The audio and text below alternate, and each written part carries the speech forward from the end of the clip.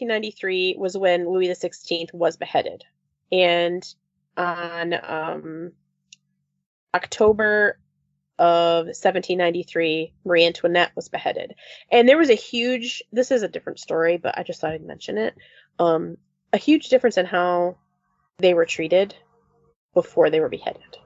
Like, Louis was in his own carriage. I mean, he was dressed simply, but he was brought to the scaffold. He was allowed to speak, and then they chopped his head off and he was dead. Marie Antoinette, they cut all her hair off.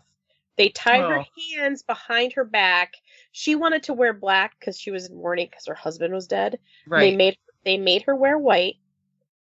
And they basically led her through town where people jeered at her and threw stuff at her.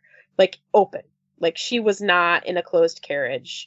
And then they just brought her up to the scaffold. They were rough with her. Like, they said they tied her hands behind her back really tightly. Like, she was really uncomfortable. And, like, at one point, she tripped and accidentally stepped on the foot of the executioner and apologized to him. It just shows you, like, we have a bad look at who Marie Antoinette was. But if anybody's interested in her story, the History Chicks have an awesome podcast. And their episode on Marie Antoinette is pretty awesome. You should go listen to it if you're interested, because it talks about her as a woman and of the time and how she was misunderstood. And how being a woman in that time sucked. And it's like they were nicer to him because he was a man. I'm like, why? Right. It's like, it's more his fault than her fault. Like, he had the power and she didn't. So, Exactly. I digress. One thing I forgot to mention too is August 10th of 1772, the Great Insurrection established the National Convention, French government organized as a republic. So in 1772, the revolution basically was started then, right? But by 1793, that's when they abolished the monarchy. They killed a bunch of people, nobles, people in the church, the king, the queen. They were all beheaded, guillotined. On December 22nd, Napoleon was promoted to Brigadier General, and he was only 24 years old. So he's young, and he's got a ton of power at a young age. That'd be like giving Griffin, well, he's only 20. I know, Griffin that kind of power. Can you imagine? He's basically we'd all burn down. He's supposed to be in a frat in a frat in college, like drinking and having sex with a bunch of women. Just graduating. Yeah, he had aspirations. He was really close with Maximilien Robespierre, who was kind of one of the lead people during the revolution. But when he lost power in July of 1794, he was considered Napoleon's mentor. Napoleon was also arrested on conspiracy and treason. He eventually was freed. By that September, they let him out, but they did not give him his position back in the military. Paul Barras, who was appointed by the National Convention. Oh my goodness, you said that. All I could think of was Paul Bearer from wrestling. He was the manager for The Undertaker. Paul Bearer. Sorry. No, Paul Barras. Yes. He was appointed by the National Convention with dictatorial powers, in parentheses or quotation marks, and he appointed Napoleon as his second in command. So this guy Paul was given basically the powers of a dictator, even though it technically was supposed to be like a constitutional government.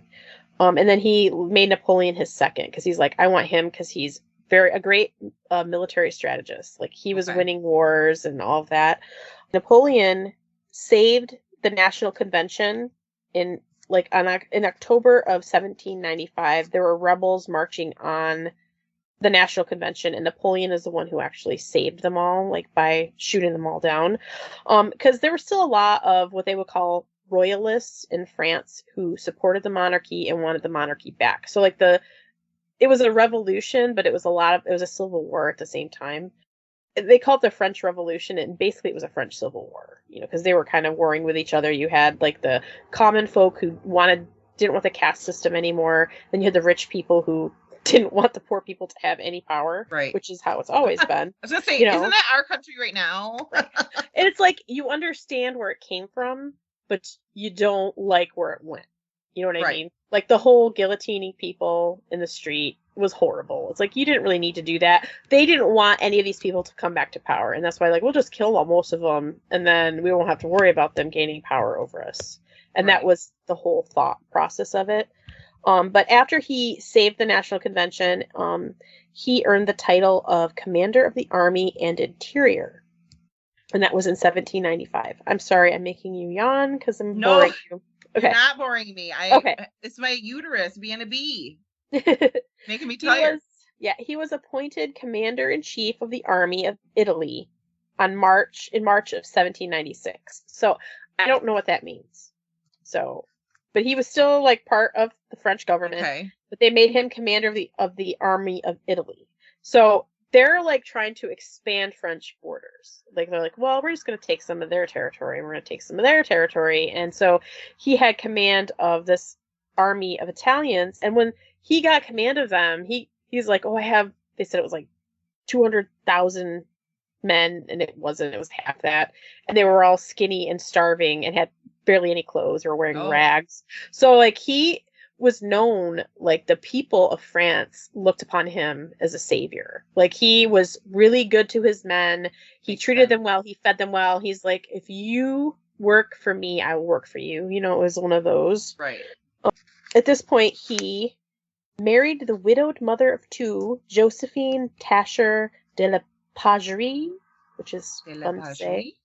Yeah, and it was in March of 1796. And this was a woman, she had 2 children. She was a widow. She had lovers. She had a lot of different lovers that did not stop her. Yep, he fell in love with Josephine. And she is the one who, even though he remarried, when he died, hers was the name that he said. You know, it was like, she was his love. Like, she was the one he loved.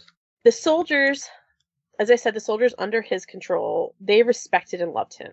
And it was at this point that he started his European domination. So he's like, he's been given, even though he's the second in command, he's basically in command. Like, he has the army. The army has his back. Like, he knows they like him. That it doesn't matter if the head of state tells them to do something, they won't do it unless I tell them to do it. And they won't. Right. Like, he had them. They were his people. And at this point, the royalist candidates were gaining popularity in France. So they're trying to do elections, and there are candidates who are royalist, and they're getting popular in France. And that brought, because at this point, Napoleon is like in Austria, and he's like trying to take over different parts of Europe. Which we've seen done over and over and over and over and over, and it's happening even now as we speak with Russia and the Ukraine. But he gets word that these royalist candidates back in France are gaining popularity, and he's like, oh, no, we can't have this. Even though he wants a constitutional government, he only wants the people he likes to be in power. So it's like, but that's not what a constitutional government is. Exactly. You know what I mean? It's like, that's not what a republic is. It's like, it's everybody, the people choose. And if they choose the other guy, then that's how it's going to be. And he's like, we can't give the royalists any more footing because they're just going to bring the king back. Even though the king's brother was the next in line, you know, so like, we can't have that. So he went back to France because he had to prevent the restoration of the monarchy. And he wanted to gain more power for himself. And this was in October of 1799. So, and then in November of the same year, just a month later, he forced out the current directors of the country and instated himself and 2 others as the consulate. And he was 30 years old now. And he was people described him as exceptionally intelligent. He was hardworking. He was indefatigable and ambitious. So, I mean, this is a guy who's like, okay, we're going to install a consulate for the government, and there's going to be 3 of us, and we're going to run the government together. But he made himself the first consul, and he had all the power, and the other 2 guys had no power, but they were just figureheads, basically. So he like, we're going to make a dictatorship, giving the first consul himself all the power. This was in December of 1799. So he made the codification of the Napoleonic Code, which is what it was known for after. And it was completed in March of 1804. And it basically, this was not a bad thing. It gave people individual liberty, freedom of work, freedom of conscience, equality before the law, protected. It also, some of the things that it did is it protected landed property.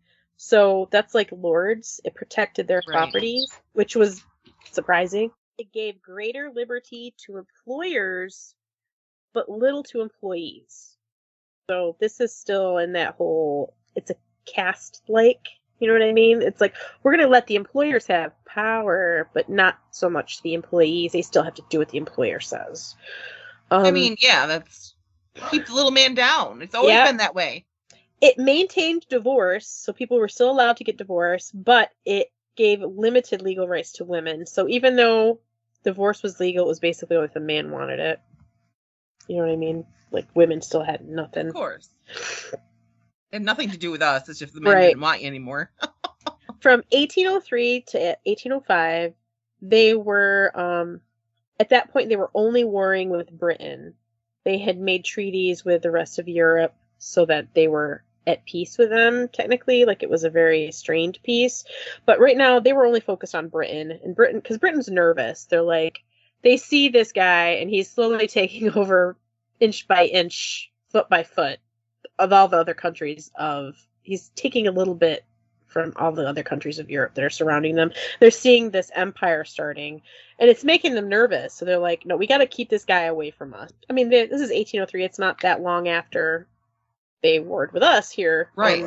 Lost. So they lost, at this point, Napoleon's like, okay, so if we can get to Britain, then we can take over Britain. But Britain had a huge navy that Napoleon, and they did not have a navy the same size. So at this point is in the huge sea battle at Trafalgar, which is kind of very, very well known, especially in Britain. And the French navy was decimated by the British in October of 1805. And not too long after that, Josephine, basically France just kind of went away to lick their wounds. His wife Josephine died in 1810, and he basically immediately married Marie Louise of Austria, and he was having an affair with her already anyway. Even though he really loved his wife, he couldn't keep his little corporal in his pants. I want to laugh out loud, but my dogs keep barking, and I keep muting myself so that it doesn't. But yes, his little corporal can stay in his pants. Yeah, he couldn't keep his little corporal in his pants. By 1813, France was now facing armies of nations fighting for their freedom. So now the French are the oppressors of these other countries. Right. Which is exactly what Napoleon was fighting against the royals of France for. Right from the beginning, yeah. So now French is doing it to all the countries around them, and they're all banding together and saying, okay, we got to put a stop to this. So in 1814, France was at war with all of its neighboring countries who declared war against Napoleon, not France. And they were really specific in how they worded things. They're like, we are not at war with France. We are at war with Napoleon, which is trying to get the French people to be like, sympathize. They're killing us, and it's over you because why can't we just stay to ourselves? Why do you feel like you need to take over everybody else? Right. So because Napoleon at this point is backed into a corner, and he abdicated the throne on April 6th of 1814. So now he's no longer the emperor. He was granted asylum, basically, in the island of Elba as a sovereign principality. And in this treaty that he came up with all the other countries, he's like, okay, so I'm going to abdicate the throne, and I'm going to go live on this island, and it's going to be my island. I'm the king of this island. Basically, that's his. Nobody can touch him there. That's his thing. And he was supposed to be getting an annual income of 2 million francs. Jesus. By France every year, and a guard of 400 volunteers, and what title of emperor. So they still had to call him emperor on this island, and 400 volunteers. Yes, to go to this island and live there with him. And this was in May of 1814, and he was 45 years old, right? Now, him and his little corporal are assholes. Yeah. He had a lot of lovers. It was said that he was, like, he had a lot of lovers. And they're like, people, like,